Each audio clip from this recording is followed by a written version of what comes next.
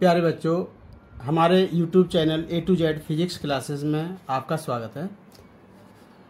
अब तक हम लोग पढ़ रहे थे चैप्टर नंबर 2 स्थिर वैद्युत विभव एवं धारिता, जिसके न्यूमेरिकल चल रहे थे। और अब तक हम इस चैप्टर के न्यूमेरिकल 21 न्यूमेरिकल पढ़ चुके थे।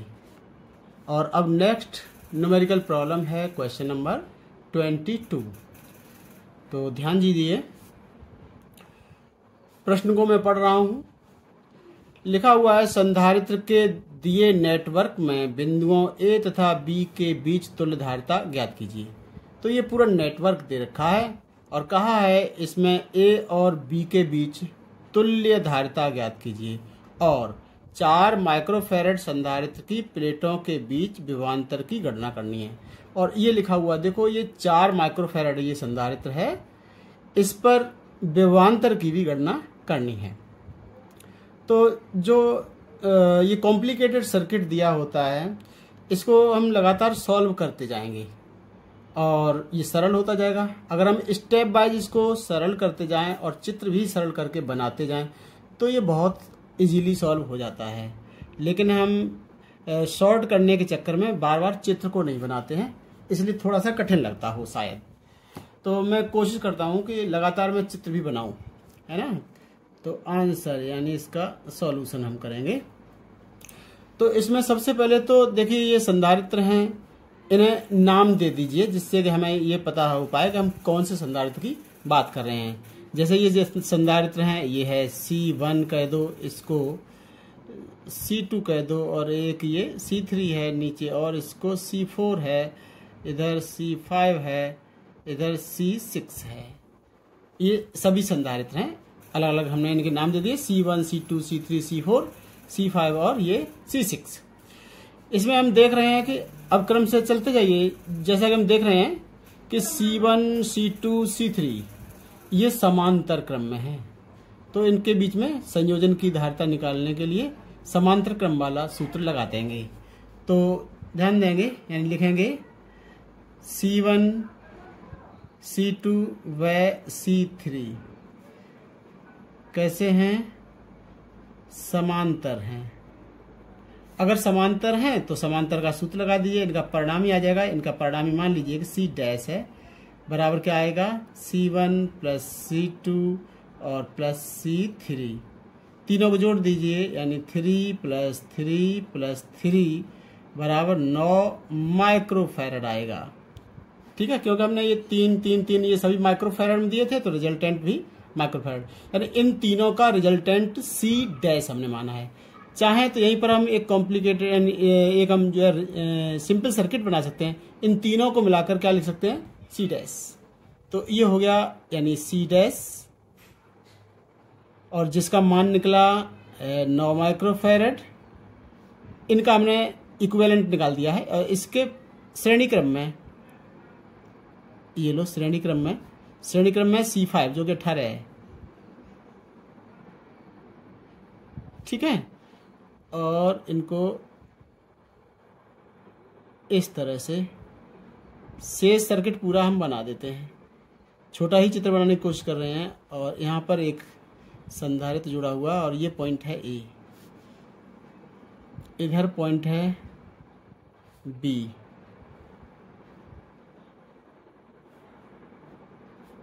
ये है 2 वोल्ट, इधर है ये C6 और इसका मान है 4 माइक्रोफैरड, और नीचे वाला ये था 6 माइक्रोफैरड और इसका नाम है C4। ठीक है, अब और आगे देखिए। अब आगे की बात करें तो ये C डैश और ये C5 ये श्रेणी क्रम में है। तो फिर से लिखो, क्या लिखेंगे? पुनः C डैश व C5 ये हैं श्रेणी क्रम में। अगर ये श्रेणी क्रम में है तो इनके भी श्रेणी क्रम वाला संबंध लगा दो। श्रेणी क्रम संबंध लगाएं, यानी श्रेणी क्रम का होता है रिजल्टेंट 1/C डबल डैश, मान लो 1/C डैश प्लस 1/C5। इनके मान रख दो, 1/C डैश, C डैश का मान निकाल चुके हैं, C डैश बराबर ये 9 है, तो 9 प्लस C5 का मान है ये C5, ये रहा 18।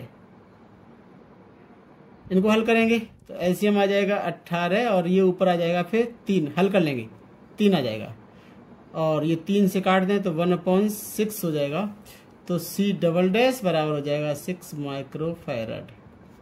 तो इन दोनों का भी हमने रिजल्टेंट निकाल दिया। चाहे तो हम फिर से एक इक्विवेलेंट सर्किट बना देंगे, यानी इन दोनों का रिजल्टेंट आ गया C डबल डैश,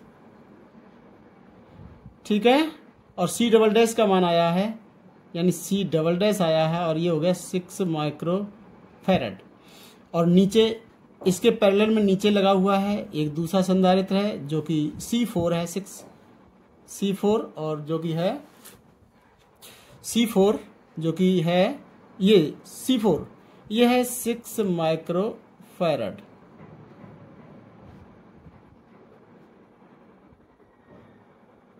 और इधर ये वाला कौन सा है, ये वाला है C6 जो कि है 4 माइक्रोफैरड। ये बन गया, ये है 2 वोल्ट की बैटरी। अब फिर से आगे देखो, ये C4 और ये C डबल डैश ये समांतर क्रम में है, तो फिर लिख देंगे पुनः C डबल डैश व C4 ये हैं समांतर। अगर ये समांतर है तो समांतर वाला इनमें सूत्र लगा देंगे, इनका resultant C double dash triple dash आ जाएगा, C double dash plus C4। तो C डबल डैश का मान है 6 और प्लस 6 बराबर हो जाएगा 12 माइक्रोफैरड, ठीक है। इन दोनों का भी रिजल्टेंट निकल गया। तो इन दोनों का रिजल्टेंट आया है C ट्रिपल डैश। तो एक और फिर से इक्विवेलेंट अगर बना दें तो इन दोनों का एक आ गया C ट्रिपल डैश, इनका रिजल्टेंट हो गया C ट्रिपल डैश और इसके श्रेणी क्रम में C6 जुड़ा हुआ है। लो जी, इसे भी जोड़ दो। तो ये तो हो गया C ट्रिपल डैश जिसका मान आया है 12 माइक्रोफैरड और ये है C6 जिसका मान है 4 माइक्रोफैरड और नीचे यहाँ पर बैटरी जोड़ दी है, ये है 2 वोल्ट की बैटरी, ठीक है। अब और आगे देखें, अब देखो C ट्रिपल डैश यानी ये निकला C ट्रिपल डैश और ये C6 ये भी श्रेणी क्रम में है। तो फिर लिखेंगे यानी पुनः C ट्रिपल डैश व C6 ये हैं श्रेणी में। अगर ये श्रेणी में है तो इनका रिजल्टेंट निकालेंगे 1/C बराबर 1/C triple dash plus 1/C6 और C ट्रिपल डैश का मान ऊपर निकाल चुके हैं, यानी 12 निकला है और C6 का मान ऑलरेडी 4 माइक्रोफैरड है। तो 1/4 हो जाएगा, इनको हल कर लेंगे, एलसीएम ले लेंगे, 12 हो जाएगा और ऊपर 1 + 3 यानी 4 हो जाएगा, यानी 1/3 हो जाएगा। तो यहाँ से C बराबर आ गया 3 माइक्रोफैरड, ठीक है। ये निकल कर आ गया 3 माइक्रोफैरड। एक ये हो गया आंसर, ठीक है, क्योंकि प्रश्न में पूछा गया था A तथा B के बीच तुल्य धारिता ज्ञात कीजिए। तो ये A और B के बीच तुल्य धारिता निकल के आ गई 3 माइक्रोफैरड। अब आगे कहा है 4 माइक्रोफैरड संधारित्र की प्लेटों के बीच विभवांतर की गणना करो। अब गौर करिए, अगला ये रहा 4 माइक्रोफैरड, इसका और इक्विवेलेंट बनाया था, ये आ गया 4 माइक्रोफैरड, ये 4 माइक्रोफैरड। अब देखो 4 माइक्रोफैरड पर हमें निकालना है विभवांतर V और विभवांतर V बराबर होता है Q/C। तो कहने का मतलब क्या है कि अब हमें इस पर आवेश की गणना करनी है। इस पर आवेश निकल आएगा, Q यहाँ रख देंगे और C का मान तो ये 4 माइक्रो है ही, तो ये विभवांतर भी निकल आएगा और विभवांतर ही पूछा गया है। तो अब गौर करनी यह है कि ये दोनों श्रेणी क्रम में हैं। श्रेणी क्रम में प्रत्येक पर आवेश उतना ही होता है जितना कि रिजल्टेंट पर होता है। तो रिजल्टेंट पर आवेश निकाल लो, वही C6 पर होगा। कहने का मतलब क्या है कि इन दोनों का भी जो परिणामी है वो निकल कर आया है ये C। जो C पर होगा वही C ट्रिपल डैश पर होगा, वही C6 पर होगा। तो हम क्या करेंगे, C6 पर विभवांतर या कहें कि आया, यहां पर हमें निकालना है आवेश। तो C6 पर आवेश बराबर होगा इनका भी रिजल्टेंट यानी C पर आवेश। तो C6 पर आवेश बराबर होगा C पर आवेश, है ना। तो C पर आवेश कितना है, Q बराबर C भी होता है, Q बराबर क्या होगा, यानी C पर आवेश निकालना है हमें, CV यानी C इंटू V, विभवांतर लेंगे। तो C का मतलब ये दे रखा है, C ये निकाला है ऊपर हमने, तो 3 गुणा 10⁻⁶ इंटू V यानी विभवांतर कितना है, ये दिया हुआ है 2 वोल्ट। तो कुल मिलाकर हो गया 6 इंटू 10⁻⁻6 इतने कूलाम हो गया है। किस पर आवेश निकला, ये C6 पर आवेश, और C6 कौन सा है, 4 माइक्रोफैरड। तो 4 माइक्रोफैरड पर ही विभवांतर पूछा गया है, तो इसलिए C6 कह दो, या कोष्टक में क्या कह सकते हैं हम, 4 माइक्रोफैरड पर विभवांतर बराबर क्या हो जाएगा, यानी विभवांतर V बराबर होता है Q बटे C, यानी 4 माइक्रोफैरड पर आवेश बटे 4 माइक्रोफैरड की धारिता, यानी आवेश बटे C6। मान रख दीजिए Q का मान ये हमने निकाल चुके हैं, 6 गुणा 10⁻⁻6 और बटे C6 का मान दे रखा है 4 माइक्रोफैरड, तो हो जाएगा 4 गुणा 10 माइक्रोफैरड है, इसको माइक्रो हटा देंगे 10⁻⁶ आ जाएगा।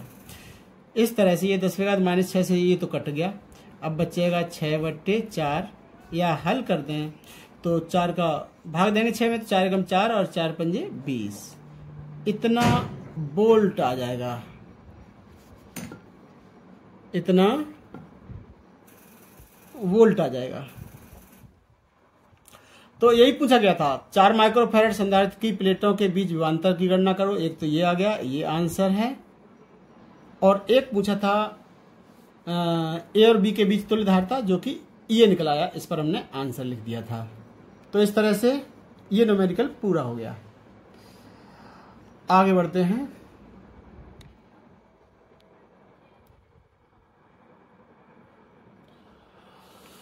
हाँ, न्यूमेरिकल नंबर है 23। देखो लिखा है, निम्न चित्र में संधारित्र के जाल, यानी ये जाल दे रखा है, क्रम में A व B बिंदुओं के बीच तुल्य धारिता 1 माइक्रोफैरड है। A इधर रहा, ये रहा B, इनके बीच जो रिजल्टेंट है धारिता वो है 1 माइक्रोफैरड। संधारित्र C की धारिता का मान ज्ञात करो। संधारित्र कहीं लगा होगा, इसमें देख लेते हैं, ये लगा हुआ, ये इस C का मान ज्ञात करना है, यानी इसकी धारिता क्या होगी, कितने माइक्रोफैरड होगी, ये हमें निकालना है। तो इसके लिए हमें क्या करना है, जैसे अभी हमने किया सिंपल सर्किट बनाते चले गए, ऐसे यहाँ पर भी सिंपल सर्किट बना देंगे। तो सिंपल सर्किट बनाने के लिए यहाँ पर हमें इस सिद्धांत का यूज करना पड़ेगा कि जिन 2 बिंदुओं के बीच में कोई संधारित्र है, जुड़ा हुआ है, वो अलग अलग बिंदु होते हैं, और जिन 2 बिंदुओं के बीच में कोई संधारित्र नहीं जुड़ा हुआ है, वो सभी एक बिंदु होते हैं। जैसे ये पॉइंट देख लो, यहाँ से लेकर यहाँ पर देख लो, इन दोनों के बीच में कुछ नहीं जुड़ा, यहाँ से लेकर यहाँ तक और यहाँ तक, ये सभी एक ही बिंदु हैं, अलग अलग नहीं हैं ये। और ये सभी कौन से बिंदु कहलाएंगे, बी कहलाएंगे। और ए जो है, ये आगे बढ़ते ही दूसरा संधारित्र आ गया, तो ये अलग पॉइंट हो जाएगा। तो इनके हम नाम दे लेंगे, जैसे ए है, बी है, तो ये तो सब बी ही है, और इसे सी मान लो, इसे डी मान लो, ये अलग अलग बिंदु हैं, एक यही बिंदु अलग है, इसको ई मान लीजिए। ये हमने सभी बिंदु अलग अलग मान लिए हैं, और अब हम इसका सिंपल सर्किट बनाएंगे। सिंपल सर्किट बनाने के लिए ए और बी के बीच तुल्य धारिता निकालनी है हमें। तो ए और बी को तो अलग अलग दर्शाओ, यानी एक इधर है ए, तो दूसरा बी इधर है, ये ए है। अगर हम चित्र को गौर से देखें तो हम ये देखेंगे कि इसमें 2 भुजाएं चल रही हैं। एक ये ऊपर इधर वाली एक भुजा चल रही है, इसमें संधारित्र आ रहे हैं, और एक ये दूसरी भुजा चल रही है। तो 2 पैरेलल हमें भुजाएं बनानी पड़ेंगी। लेकिन सबसे पहले ए और डी के बीच में ये संधारित्र सी अलग जुड़ा हुआ है। तो लो ये डी बिंदु है और इनके बीच में एक ये अलग जोड़ दें सी, जिसकी कि हमें धारिता भी निकालनी है ना। उसके बाद अब देखो ऊपर वाली एक भुजा चल रही है, ऊपर वाली भुजा में डी और इधर तो बी है ही, डी और बी के बीच में इधर बीच में एक ये सी और आ रहा है। तो हम यहां पर एक बिंदु सी और ले लेंगे। लो जी यहां पर सी ले लिया, ये बिंदु हो गया मान लो कि सी, और इधर कहीं पर ले लेंगे हम ई। अब सारे बिंदु हमने दर्शा लिए हैं, अब सारे संधारित्रों को जोड़ते चले जाओ। देखो ये हमने जोड़ दिया। अब ये वाला देखो संधारित्र कहाँ जुड़ा हुआ है, ये डी और सी के बीच में 1 माइक्रोफैरड, ये डी है ये सी है, इन दोनों के बीच में लो जी ये हमने जोड़ दिया 1 माइक्रोफैरड, 1 माइक्रोफैरड जुड़ गया। और आगे देखो ये 4 माइक्रोफैरड है, ये जुड़ा हुआ है सी और बी के बीच में। देखो 4 माइक्रोफैरड इधर तो है ये बी और इधर है ये सी, सी और बी के बीच में 4 माइक्रोफैरड, ये रहा सी और ये रहा बी। इन दोनों के बीच में हम जोड़ देंगे एक संधारित्र जो कि है 4 माइक्रोफैरड। बहुत तसल्ली से काम करने की जरूरत है, कोई दिक्कत नहीं है। और सी और बी के बीच में ही ये 6 और 1 माइक्रोफैरड भी श्रेणी क्रम में जुड़े हुए हैं। कहाँ जुड़े हुए हैं? सी और बी के बीच में। ठीक है, तो सी और बी के बीच में यहां से देखें, लो जी ये श्रेणी क्रम में 2 संधारित्र और जुड़े हुए हैं। ये कौन कौन से? एक तो ये 6 माइक्रोफैरड और एक है ये 1 माइक्रोफैरड। ठीक है, और अगर ये सारे जुड़ गए, अब इधर नीचे एक तरफ आ जाओ, डी और ई के बीच में 8 माइक्रोफैरड, डी और ई के बीच में ये हो गए 8 माइक्रोफैरड। ठीक, और यहां देखें ई और ये वाला बी है, ये क्या है? बी है। ई और बी के बीच में 2 और 12 पैरेलल में है, ये रहा ई ये रहा बी, तो पैरेलल में जुड़े हैं। कौन कौन से? 12 और 2 माइक्रोफैरड, और इधर है कौन सा? 12 माइक्रोफैरड। लो जी ये भी हमने जोड़ दिया है। और ये दोनों फिर कहाँ जुड़े हैं? आपस में चाहो तो मिला दो और फिर इनको बी से जोड़ दो। इस तरह का बन गया। इनके कुछ नाम दे लो। अब ये थोड़ा सा सरल हो जाएगा। अब देखो दिखने लगा है, ये दोनों श्रेणी क्रम में है, ये इसके समांतर क्रम में है, ये आपस में श्रेणी क्रम में है, ये समांतर में है। और फिर इधर ये और इसके फिर श्रेणी क्रम हो जाएगा, ये आपस में समांतर क्रम में है, ये और ये श्रेणी क्रम में है। तो इस तरह से अलग अलग दिखने लगे हैं। तो हम आगे बढ़ते हैं। इनके नाम दे दो। ये तो सी है ही, इनके नाम दे दो। देखो इसका नाम दे दो C1, C2, और ये है C3, ये है C4, C5, C6, C7। ये सभी बिंदु हमने नाम दे दिए हैं। अब हम एक भुजा को हल करना स्टार्ट करते हैं।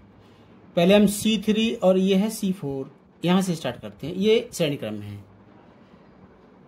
C3 व C4 ये हैं श्रेणी में। अगर श्रेणी में है तो श्रेणी का वाला फार्मूला लगा दो। श्रेणी क्रम का फार्मूला क्या होता है? 1/, इनका C डैश यानी रिजल्टेंट इसका C dash, 1/C3 plus 1/C4। इनके मान भी रख दो। कितना हो जाएगा? 1/6 प्लस 1/1 इजिकल टू हो जाएगा 6 कम 6 7/6। तो C डैश बराबर आ जाएगा 6/7 माइक्रोफैरड। ठीक है, इन दोनों का रिजल्टेंट आ गया। अब देखो इन दोनों का रिजल्टेंट जो आया है ये निकला C डैश, यानी ये C डैश और ये C2 ये समांतर में है। तो लिख देंगे C डैश व C2 ये हैं समांतर हैं। अगर ये समांतर है तो इनका रिजल्टेंट जो आएगा सी डबल डैश, समांतर वाला फार्मूला लगा दो, सीधे सीधे जुड़ जाते हैं, c dash plus c two, और सी डैश का मान अभी निकला 6/7 प्लस सी टू का मान है 4, तो 7 28 28 और 6 आएगा यानी 34/7 सी डबल डैश है ना, सी डबल डैश ये निकलेगा तो 34 माइक्रोफैरड निकल जाएगा। तो यहां तक हमने निकाल दिया, यानी पूरे संयोजन का इसका हमने निकाल दिया जो कि सी डबल डैश आ गया। अब ये सी डबल डैश और ये 1 माइक्रोफैरड यानी C1 ये श्रेणी में हो गए आपस में। तो सी डबल डैश इसको दोबारा चेक कर लेते हैं, यानी सी डैश का मान था 6/7 और C2 का मान था 4, ठीक है। तो 7 28 28 और 6 34/7 आ गया, ठीक है। अब हमें निकालना है जो ये निकल के आ गया है सी डैश और ये है C1, ये श्रेणी क्रम में सी डबल डैश व C1 ये श्रेणी क्रम में है।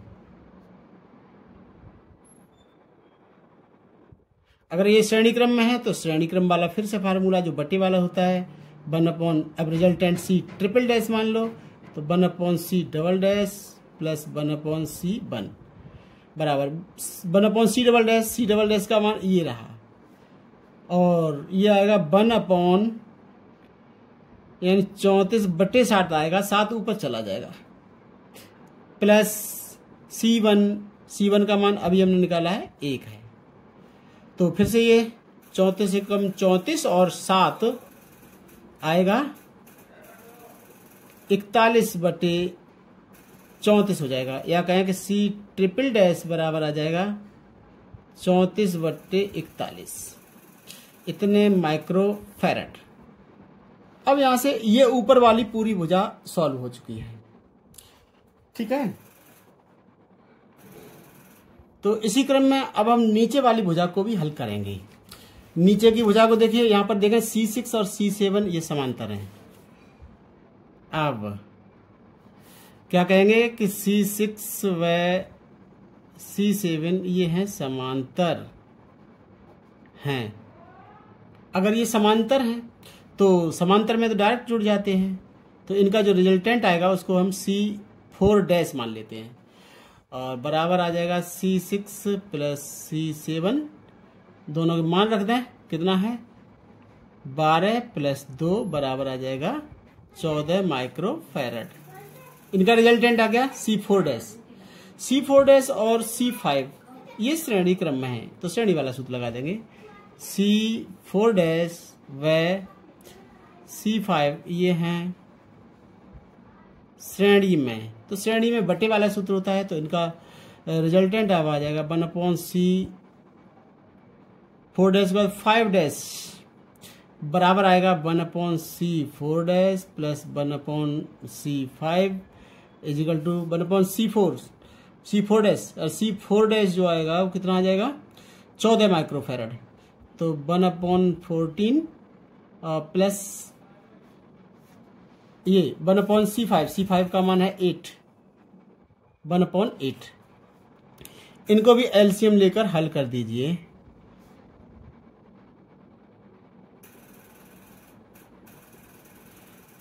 चौदह चौक 56 कर लीजिए, 14 चौक 56 और 8 सत्ते 56, 7 4 11/56, तो ये हो जाएगा। अब देखो C5 डैश बराबर आएगा यानी 56/11 इतने माइक्रोफैरड, ठीक है। ये इतना निकल के आ गया। तो अब ये नीचे वाली भुजा का निकल कर आया रिजल्टेंट C5 डैश है ना, और ऊपर वाली भुजा का जो निकल के आया था वो C ट्रिपल डैश। फिर ये भी आपस में समांतर में है, समांतर हैं तो डायरेक्ट जुड़ जाएंगे, ठीक है। तो अब नीचे वाली भुजा का जो रिजल्टेंट निकला वो C5 डैश और ऊपर वाली का निकला वो C ट्रिपल डैश निकला। ये भी आपस में देख रहे हैं कि समांतर क्रम में है, यानी C5 डैश तथा C ट्रिपल डैश ये हैं समांतर, समांतर हैं। समांतर हैं तो डायरेक्ट इनका रिजल्टेंट यानी C6 5 डैश हो गया। अब 6 डैश कर दो, बराबर क्या निकलेगा, C5 dash plus C triple dash, इनके मान भर दो। C5 डैश का मान ये निकला है 56/11 प्लस C ट्रिपल डैश हो जाएगा 34/41। इतना हो गया भाई। अब देख रहे हैं कि ये संख्याएं काफी कॉम्प्लिकेटेड आ चुकी हैं, तो एक तरीका तो ये है कि इनका एलसीएम ले लो, तो एलसीएम लेके तो ये बहुत संख्या बड़ी हो जाएगी। तो हम ये करेंगे कि इस तरह से कर लिए, 56 में 11 का भाग दे दो और 34 में 41 का भाग दे दो और उनको जोड़ दो, तो ज़्यादा बेहतर आएगा। तो इसको देखिए कैलकुलेशन करने में टाइम लगेगा, मैं कैलकुलेटर से कर देता हूँ आपके सामने। तो देखो यहाँ पर 56 में भाग देना है 11 का, तो बच्चों ये हो जाएगा 5.09 आ गया। और दूसरा भाग देना है 34 में 41 का, 34 डिवाइडेड बाई 41, तो ये आ जाएगा 0.83 आ जाएगा, 0.829 आ रहा वैसे तो, ठीक इतना आ गया। और प्लस इसमें इन दोनों को जोड़ लो 5.09, तो ये आ जाएगा 5.92 कह सकते हो, 5.92, ठीक है, इतने माइक्रोफैरड। अब हम और आगे चलते हैं। इस सारे संयोजन का जो ये चित्र बना है, ये पूरे संयोजन का, इस पूरे संयोजन का इसका निकला है 5.92। और ये C जो है ये श्रेणी क्रम में है, और इन दोनों का रिजल्टेंट जो है वो दिया हुआ है 1 माइक्रोफैरड, वो प्रश्न में दिया हुआ है। तो अब कौन सा बचा, ये C6 डैश व C ये है श्रेणी में। अगर ये श्रेणी में है तो श्रेणी वाला सूत्र लगा दो, तो 1/C 7 डैश कर लो, बराबर कितना आ जाएगा 1/C 6 डैश प्लस 1/C। तो 1/C 7 डैश, 7 डैश का मतलब सबका मिलाकर टोटल का रिजल्टेंट, टोटल रिजल्टेंट दिया हुआ है 1, तो 1/1 is equal to C 6 dash, 6 dash का मान है 5.92 और प्लस 1/C, ये C का मान तो निकालना ही है, यही तो C हमें निकालना है।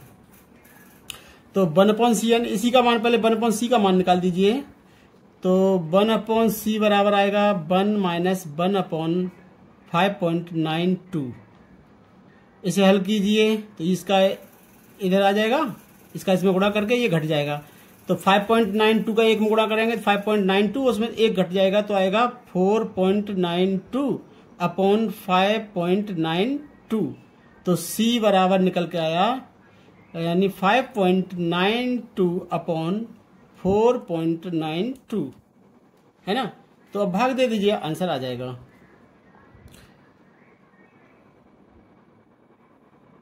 भाग दे दीजिए, यानी 5.92 में भाग देना है 4.92, तो ये देख रहे होंगे, ये आ गया 1.2, तो C बराबर आ गया 1.2 माइक्रोफैरड। यही आंसर है। इसकी कैलकुलेशन थोड़ा सा टिपिकल हो गई है, अगर हम इसे खुद करने लग जाएं तो काफ़ी समय लग जाता है, इसलिए हमें कैलकुलेटर की मदद लेनी पड़ी। तो यही आंसर होगा, मैं चेक कर लेता हूँ, हाँ यही है। तो ये निकल के आ गया, ये प्रॉब्लम हमारी सॉल्व हो गई। नेक्स्ट टॉपिक की तरफ आगे बढ़ते हैं।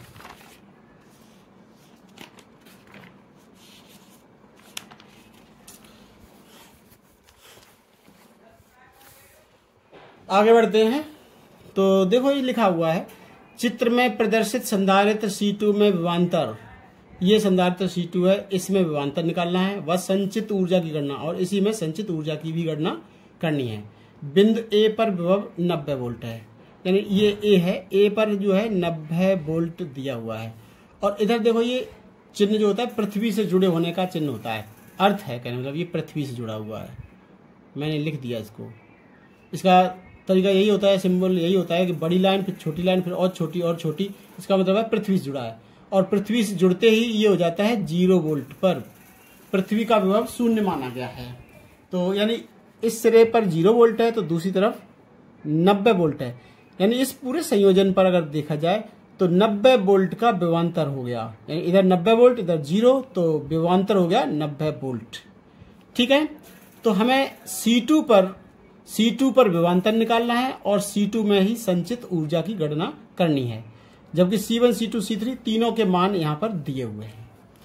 ठीक है, तो इसका हम आंसर यानी इसको सॉल्व करेंगे। तो हम क्या कहेंगे, देखो C1, C2, C3 ये श्रेणी क्रम में है, C1, C2 व C3 ये हैं सभी श्रेणी में हैं।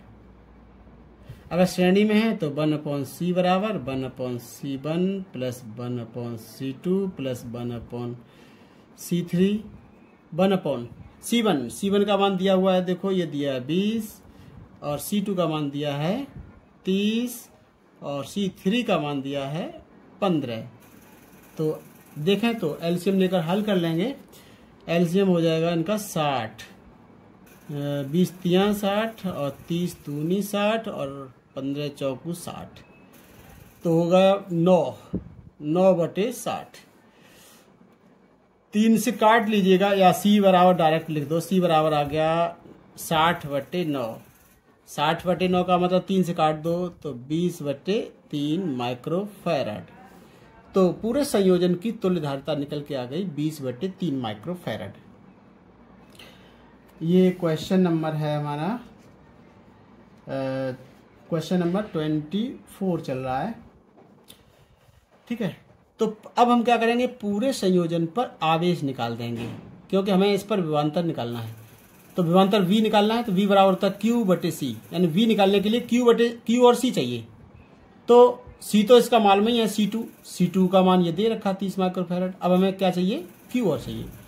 तो C2 पर आवेश उतना ही होगा जितना कि पूरे संयोजन पर है, और संयोजन की धारिता ये है, तो इसकी सहायता से हम आवेश निकाल सकते हैं। विभवांतर ये दे ही रखा है 90 वोल्ट का है, तो क्या निकल के आएगा, यहाँ से देखो C2 पर आवेश वही होगा जो पूरे संयोजन पर होगा, बराबर होगा C पर आवेश। C का मतलब समझ रहे हैं, C का मतलब है तीनों का परिणामी धारिता जो निकल के ये आ गई है, तो जो कि C है, तो C पर जितना आवेश होगा यानी इन तीनों के परिणामी पर जो आवेश होगा वही प्रत्येक पर होगा।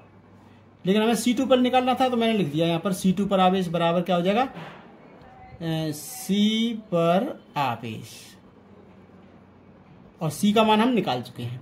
तो C पर आवेश होते हैं Q बराबर होता है CV, Q=CV। C का मान ये दिया हुआ है यानी C/V, तो C का मान दिया है 20/3 गुणा V का मान दिया हुआ है 90। ठीक है, तो इसको हल कर लीजिए, 3 तिया 9 और बराबर हो जाएगा 3 दूनी 6, 600। लेकिन यहाँ पर एक बात ध्यान रखिए कि जो C था वो दिया हुआ था 20/3 माइक्रोफैराड। अगर हम आवेश निकालना चाहते हैं तो आवेश जो निकल कर आएगा वो माइक्रो कूलाम में आएगा, फिर किसमें आएगा, माइक्रो कूलाम में आएगा। और अगर हम इसे कूलाम में चेंज करना चाहते हैं तो हो जाएगा 600 गुणा 10⁻⁻⁶ कूलाम, या 6 गुणा 10⁻⁻⁴ कूलाम, इतना हो जाएगा आवेश। ये C2 पर आवेश निकल आया। अब C2 पर आवेश निकल आया तो C2 पर फिर विभवांतर भी निकल आएगा, यहां निकाल देते हैं। तो फिर क्या हो जाएगा, C2 पर विभवांतर पूछा गया तो या C2 पर विभवांतर, C2 पर विभवांतर, चलो V2 लिख देते हैं इसको, C2 पर विभवांतर को V2। V बराबर होता है Q/C यानी आवेश बटे सी ना कह के C2, क्योंकि C2 पर ही हमें विभवांतर निकालना था। तो आवेश C2 पर आवेश हम निकाल चुके हैं। C2 पर आवेश ये निकला है 6 गुणा 10⁻⁴, तो लिख दीजिएगा 6 गुणा 10⁻⁴ बटे C2। C2 का मान दे रखा है, ये निकाला, ये दिया हुआ है C2 बराबर 30 माइक्रोफैरड, यानी 30 गुणा 10⁻⁶ माइक्रोफैरड को हमने फैरड में कन्वर्ट कर दिया है।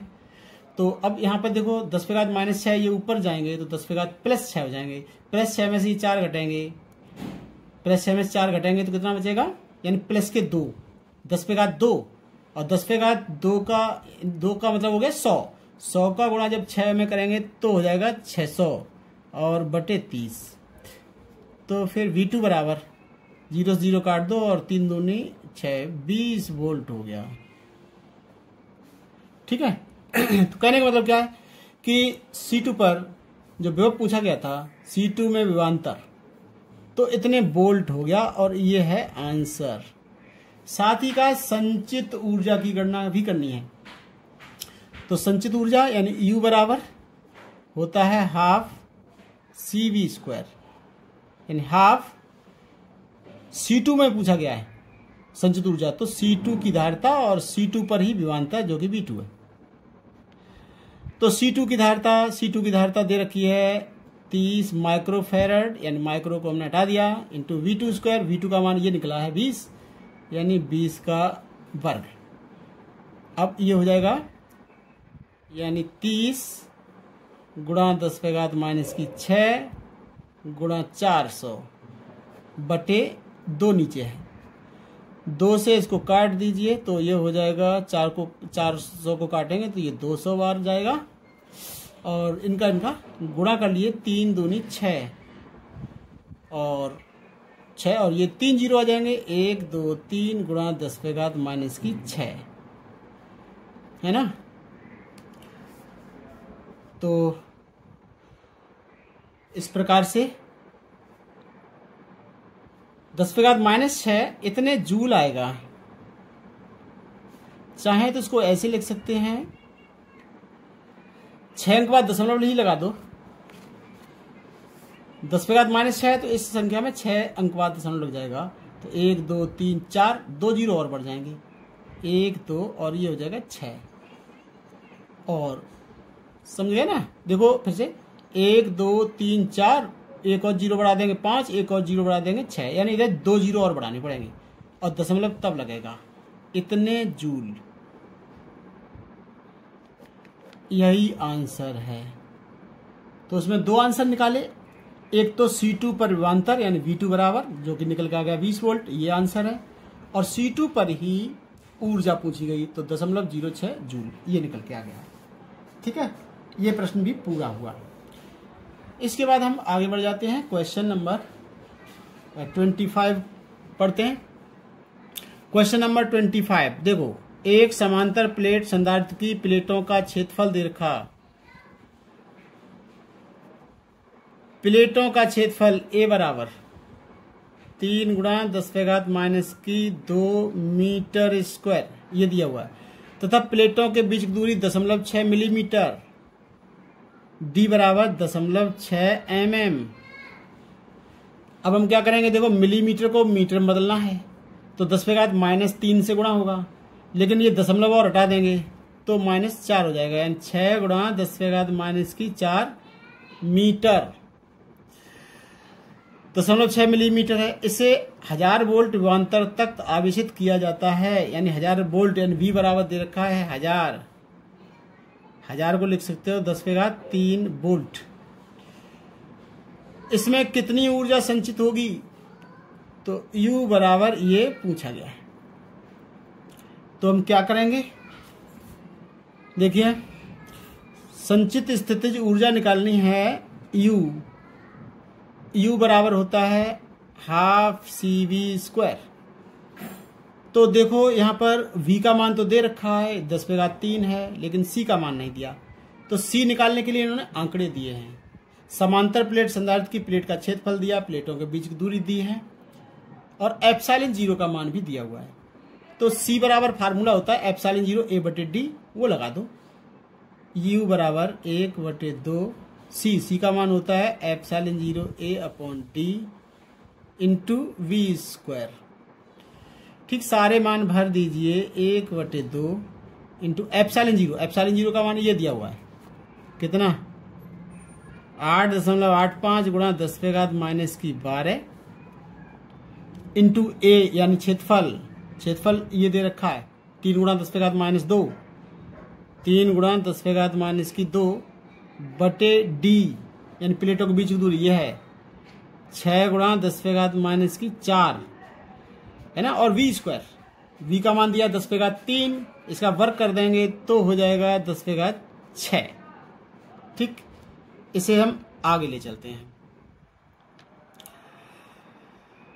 तो चाहे तो यहीं पर थोड़ा सा कर लो, देखो 3 से इसको काट दो, 3 दूनी 6, ऊपर संख्या कितनी है u बराबर ऊपर संख्या है 8.85 गुणा 10⁻⁻12 और माइनस की 2 प्लस की 6 और प्लस की 4 और नीचे है 4। मैं दिखा देता हूं फिर से, यहां पे देखो 8.85 10⁻⁻12 माइनस की 2 प्लस की 6 और ये देखो 10⁻⁻4 है, ये ऊपर जाकर ये भी प्लस के 4 हो गए, तो वही हमने सब लिख दिए हैं, ये लिखे हुआ है। ठीक है, तो अब 4 का इसमें भाग दे दीजिए, कितना आएगा देखो 4 दूनी 8 फिर 4 दूनी 8 5 बचेगा, तो 4 एकम 4, 5 में 4 घटाओगे तो 1 बचेगा, दशमलव लगाया ही हुआ, तो 1 0 और बढ़ा दोगे तो 10 हो जाएगा, 4 दूनी 8 है ना, फिर 2 बच जाएगा और 4 पंजे 20 गुणा 10 देखो 10 ये माइनस के हैं 14 और प्लस के हैं 10, तो माइनस के 4 बचेगा। ये आंसर होना चाहिए, मैं इसका आंसर चेक कर लेता हूं, 2.212 गुणा 10⁻⁻4 जूल, यही आंसर है, यही आंसर है। तो ये आंसर आ गया, सरल था प्रश्न, ज्यादा कुछ था नहीं। नेक्स्ट क्वेश्चन पढ़ते हैं। देखो लिखा है एक 8 माइक्रोफैरड के संधारित्र का विभवांतर 10 वोल्ट से बढ़ाकर 30 वोल्ट कर देने पर उसकी स्थितिज ऊर्जा में वृद्धि की गणना करो। तो सबसे पहले जो दिया हुआ है वो लिख लेंगे, गिवन क्या क्या दिया हुआ, 8 माइक्रोफैरड के संधारित्र, तो संधारित्र है जिसकी धारिता है 8 माइक्रोफैरड, विभवांतर इस पर है, इसको लिखना चाहे फैरड में लिख लो 8 गुणा 10⁻⁶ फैरड, तो 20 वोल्ट से बढ़ाकर 30 वोल्ट विभवांतर कर दिया, यानी V1 बराबर था तो 20 वोल्ट, लेकिन कर दिया बाद में V2 बराबर 30 वोल्ट कर दिया गया है। उसकी स्थितिज ऊर्जा में वृद्धि की गणना करो। स्थितिज ऊर्जा का मतलब डेल्टा U बराबर ये पूछा गया। तो ये प्रश्न तो बहुत सरल है, संधारित्र की स्थितिज ऊर्जा U बराबर होता है हाफ CV², तो पहले की ऊर्जा निकाल दो हाफ CV², बाद की ऊर्जा निकाल दो तो और उनका अंतर निकाल दो तो डेल्टा U हो जाएगा। तो डेल्टा U बराबर हो जाएगा बाद की स्थितिज ऊर्जा माइनस पहले की स्थितिज ऊर्जा, U2 half CV2² minus half CV1²। ठीक है, इसे और आगे ले जाएं तो 1/2 CV2² माइनस V1²। मान भर दीजिए, तो डेल्टा U बराबर हाफ ये C का मान दिया है 8 माइक्रोफैरड है, इसको मैंने फैरड में कन्वर्ट कर दिया है, कितना है 8 गुणा 10⁻⁶ कोष्टक में V2 का मान दिया है 30, तो 30 का स्क्वायर माइनस V1² यानी 20 का स्क्वायर। तो डेल्टा यू बराबर, अब 2 से ये 8 को काट दो तो ये आ जाएगा 4 गुणा 10⁻⁻6। और यहाँ पर 30 का वर्ग होता है 900 माइनस 20 का वर्ग होता है 400। तो 4 गुणा 10⁻⁻6 गुणा 900 में से 400 घटा दो तो ये आ जाएगा 500, है ना। और इनका गुणा कर लो, 4 पंजे 20 और 2 जीरो और ऑलरेडी गुणा 10⁻⁻6। इसे लिख सकते हो 2 गुणा 10, देखो ये 3 जीरो है ना, तो 10 ये 3 बन जाएगा, प्लस के 3 और ये माइनस के 6, तो माइनस के 3 रह जाएगा, माइनस के 3 होगा। तो 2 गुणा 10⁻³ जूल, यही आंसर है। ठीक है, इस तरह से ये प्रश्न भी सॉल्व हो जाता है। ये बहुत ही सरल प्रश्न था, कुछ था नहीं। तो इस तरह का एक प्रश्न हम पहले भी पीछे कर चुके हैं कि जिसका धारिता दे रखी है और विभवांतर विभव जो है दे रखा है। पहले विभव था 20 वोल्ट, बाद में कर दिया 30 वोल्ट। तो ऊर्जा में कितनी वृद्धि हो जाएगी, तो डेल्टा यू निकालना था। तो बाद की ऊर्जा में से यानी U2 में से U1 को घटा देते हैं। तो वही हमने आगे प्रोसेस कर दिया है और ये आंसर निकल के आ गया 2 गुणा 10⁻³ जूल। यही आंसर दिया हुआ है। इस तरह से ये न्यूमेरिकल पूरा हो जाता है। आगे बढ़ते हैं। अगला क्वेश्चन है, क्वेश्चन नंबर है ये 27। तो क्वेश्चन नंबर 27 में दिया है एक समांतर प्लेट संधारित्र की प्लेटों का व्यास दिया है 8 सेंटीमीटर। तो ये प्लेटों का क्षेत्रफल ज्ञात करने के लिए ये प्लेटों का व्यास दे रखा है, तो ये दिया हुआ है।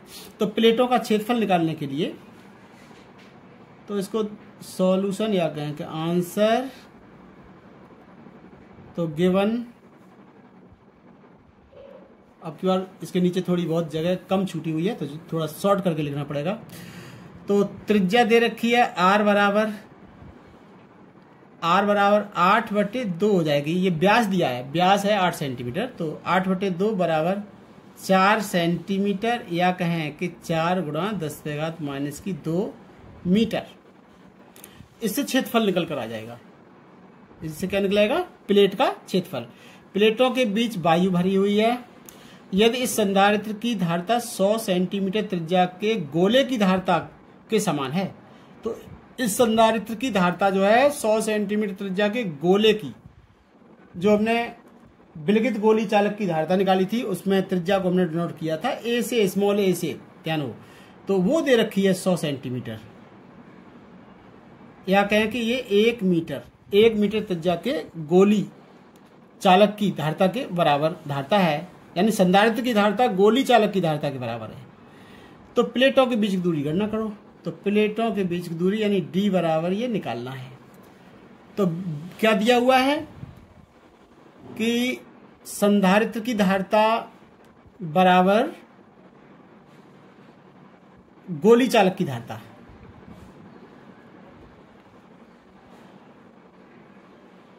किसकी धारिता,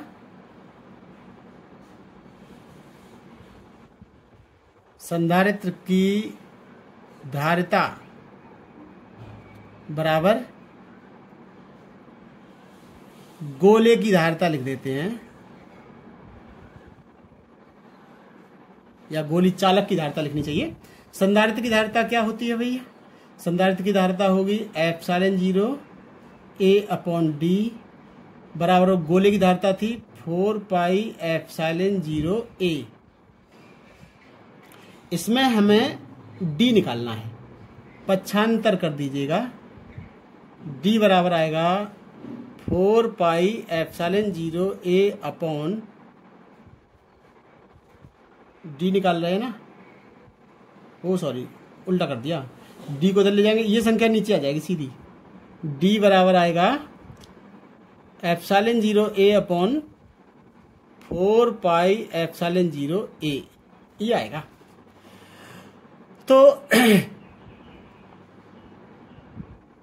d बराबर ε0 इंटू a का मतलब क्षेत्रफल, और क्षेत्रफल निकालने के लिए त्रिज्या दे रखी है r, तो यहां पर हो जाएगा पाई आर स्क्वायर, तो एप्सिलॉन 0 ए अपॉन 4 पाई और ये एप्सिलॉन 0 ए, सारे मान भर दो। देखो अब देखो पाई से पाई कटा, एप्सिलॉन 0 से एप्सिलॉन 0 कटा, जो बचा पहले लिख लो, आर स्क्वायर अपॉन 4a, इतना बचा।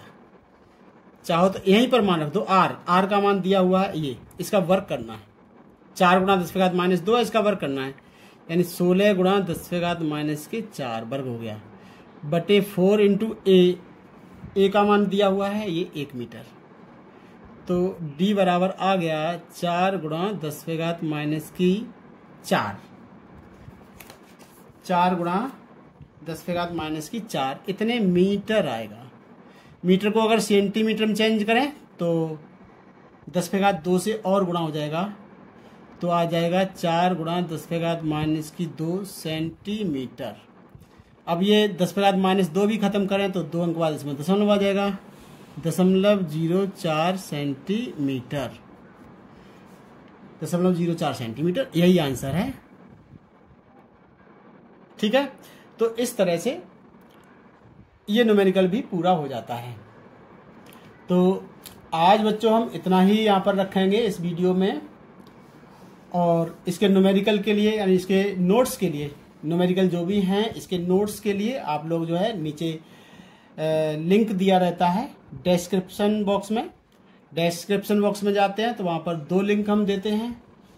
पहले लिंक में लिखा होगा पीडीएफ नोट्स, पीडीएफ नोट्स के नीचे एक लिंक दिया रहेगा, उसको टच करेंगे। वैसे ही ये सारे नोट्स जो हम यहाँ पर दिखा रहे हैं, जो हमने अभी सॉल्व किए हैं, इन्हीं के हम फोटो खींचकर डाल देते हैं, तो वो उसमें आप लोगों को मिल जाएंगे। उसके जस्ट नीचे एक और लिंक दिया रहता है, वहाँ पर लिखा होगा नेक्स्ट वीडियो, उसको दबाते ही अगले वीडियो में आप पहुँच जाते हैं। ठीक है, तो इसी क्रम में आगे आप बढ़ते रहेंगे। तो आज के लिए बस इतना ही, मिलते हैं नेक्स्ट न्यूमेरिकल प्रॉब्लम के साथ नेक्स्ट वीडियो में। Thank you for watching.